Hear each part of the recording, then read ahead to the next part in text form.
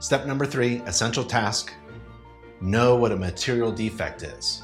Material defect is not about what the material is, like cotton. Oh, there's a defect in your cotton. No, a material defect is that defect that's so serious.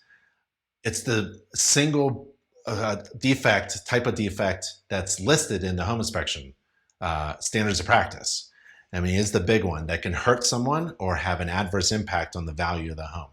So know what a material defect is. A material defect is not a cosmetic defect, a cosmetic problem, a blemish, a flaw, a stain on the carpet. That's not a material defect. A material defect is one of those big serious things. Like for me, a material defect example would be a deck that where a deck is about to collapse. A collapse is imminent at the deck, and you can't allow anybody on that deck because it is about to fall. That's a material defect. That is something that you definitely want to bring up to your clients in person, on video, with pictures, and in your inspection report. Inspectors are required to identify and report material defects of the visible and accessible structure, systems, and components of a residential property. So learn what a material defect is. You are required to identify and report material defects. If you click the link, you get to a really good inspection article about how to define, observe, identify, define, and report what a material defect is. So take the time to read what this article provides you.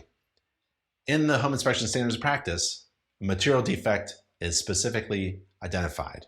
It's a specific issue with a system or component of a residential property that may have a significant adverse impact on the value of the property, or that poses an unreasonable risk to people.